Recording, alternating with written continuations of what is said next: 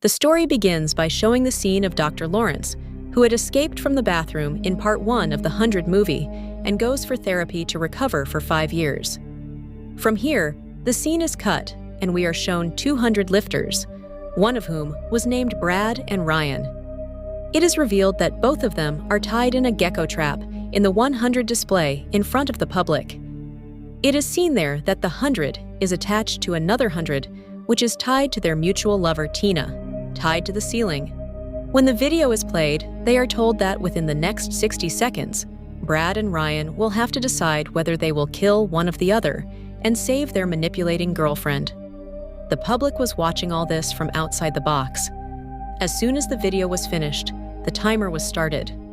Seeing her life in danger, Tina tries to manipulate Brad, but Ryan starts shouting that both of them do not need such a girl, so they need Tina to save their lives. He should be killed, otherwise it will be too late. As soon as the 60 seconds are over, Tina starts getting cut by Jigsaws 100, and this scene had become very painful. The police reaches there, but it was too late now. In the next scene, we see that Jill runs to the police after seeing Hoffman escaping. There, she meets Detective Matt Gibson and tells him about Hoffman being the partner of the Jigsaw killer and asks for security for herself. The detective promises to give security and sends her from there. At night, Jill has nightmares about Hoffman. The scene changes. The abandoned junkyard is shown. It is revealed that in Jigsaw's trap, a man was badly stuck to the seat of the car, while his girlfriend is tied with barbed wires near the tire of the car, and one of his friends is attached to the car with a chain stuck in his body. At the same time, another friend of his is chained on the door in front of the car. The video starts, and it is told that in 30 seconds, the car will start, and before that, the resistor has to decide whether he wants to save himself or not. The timer is started again as before, but the timer ends before the resistor can take a decision, and as soon as the car moves forward, the man tied with chains at the back dies on the spot. His girlfriend also dies after coming under the car, and the friend with chains tied to the door also dies after being hit by the car. The resistor also falls out of the car after being hit and is also killed. After some time, the police also reach the scene, and Detective Matt is also called. On investigating the crime scene, Matt finds a message written for himself and also finds a trap of Jigsaw. Matt immediately sends them for the forensic report. From here, we are shown a person named Bobby, about whom we come to know that he is telling a false story to escape from Jigsaw's trap. He was sitting in the therapy sessions with a camera in the same way. Bobby is also able to see Dr. Lawrence limping there with his wife. When Bobby comes out of the therapy session with Nina, we see him getting kidnapped. Bobby opens his eyes in a hospital. He finds out that he is locked in a cage. The video plays and Bobby is told that he has to save his wife by passing a test within 60 minutes. As soon as the video ends, suddenly his cage is pulled from the ceiling and plates of nails are laid beneath it. When Bobby's cage opens, he immediately jumps to the side of the nails to save his life and starts moving towards the next test. Going further, he finds his wife Nina tied to a device. When the video plays, he is told that Bobby has to remove the keys of the device attached to his thread in 60 seconds. That too without making any sound, and if there is even a slight sound, the spikes attached to the device will enter Nina in a very painful manner. As soon as the timer starts, Bobby silences Nina and starts trying to remove the key from inside her. After a lot of effort, the key comes out, but the lock. It was too late before she could open it, and she dies because of the spikes entering inside her. Meanwhile, Joyce is locked up, and Bobby is shown her tests, after which Bobby starts going towards the next test. Then he finds a sign written by him. From here, we are shown a flashback in which we see that Jigsaw had also come to Bobby's fan sign event, and he had warned Bobby about his false accusation.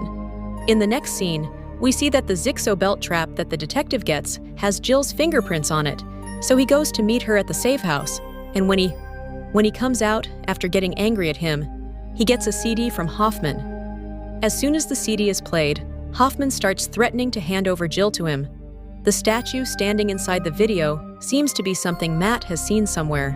When he goes to the police station, he is told about the trap made for Bobby.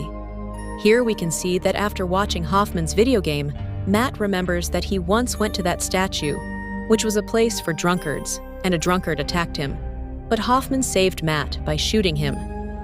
Matt also complained about property against Hoffman, but Hoffman had got promotion, and Matt was transferred from his place to somewhere else. Remembering all this, Matt understands the location of the game. The scene shifts back to the game, and we see that Bobby's next test is trapped in the trap of his lawyer, Suzanne Zixo.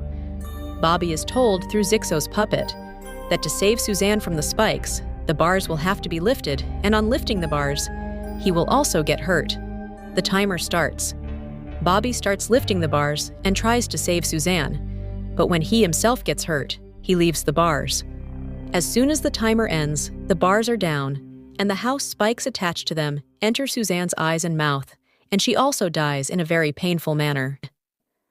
While Bobby moves forward to pass his next test, he finds his best friend Kel blindfolded in a broken room. On playing the tape, Bobby is told that in 60 seconds, he will have to open the rope attached to Kel's thread. Otherwise, Kel will die. Bobby guides his friend Kel to save him and brings him to himself, and also reaches the key. Bobby throws the key towards Kel, but due to him not catching it and the time running out, he hangs and dies. The scene shifts to Matt. Then we see Matt with the SWAT team. He has gone to the same hospital, and while investigating, he gets a call from the police station in which the location of the video received by Matt from Hoffman is told to be the crime scene of the junkyard. When Matt reaches that crime scene, he finds a door behind a message written for him. On the other side of the door, Hoffman is seen sitting on a chair with a complete setup. When Matt goes near it with his team, he finds the body of the rebel instead of Hoffman. Along with that, he finds cameras and statues keeping an eye on the police which were seen behind Hoffman's video. Then we see in the flashback that when Hoffman had blasted the junkyard, when the police got distracted, he himself got inside the body bag instead of the dead body and reached the police station. Further, we are shown that when Bobby proceeded for the next test, he got trapped in a room. To open the room, he will have to break the tooth inside him and open the locker by looking at the code written behind it. For this work, Bobby breaks his tooth without thinking anything, and he opens the door by entering the code in the device and moves towards the next test, Joyce. As soon as he reaches Joyce, the video plays, and Bobby is told that to free himself and Joyce, he will have to insert the hook in his chest as per his false story and plug in the current switch. Bobby, with great courage, inserts the hook in his chest and goes to the plug, pulling the chains, but he falls down due to the hooks coming out. He was about to try again when Joyce's trap capsule closes due to the time running out, and it catches fire, in which Joyce burns to death. On the other hand, we see that before Matt can call the police station and tell them about Hoffman being there, he and the officer who came with him get shot due to the automatic gun getting activated and are killed on the spot. Here in the hospital, the SWAT team was also locked in a room, and due to the release of poisonous gas, all of them are killed while Hoffman comes out of the body bag. Killing everyone on his way, he reaches Jill. When he comes close to Jill, Jill injures him and she runs away from there and hides in an office. Hoffman also reaches there and finds her and injures her and makes her unconscious. Then he attaches a rare bear trap to her head and starts the timer as well. As soon as Jill regains consciousness, she tries to get out of the trap, and as soon as the time is over, she gets killed by the trap. Hoffman also immediately leaves from there and goes back to his junk. He sets the food on fire and then gathers his belongings and tries to leave from there. Suddenly, 3 people wearing pig masks attack Hoffman, and when one of them removes his mask, it is none other than Dr. Lawrence. Then we are shown another flashback in which we come to know that when Dr. Lawrence escaped from Zixo's trap, Zixo took his help in his difficult games by applying ointment on his injured parts. We also come to know that in the previous movie part, Jill had come to a hospital room after seeing a package.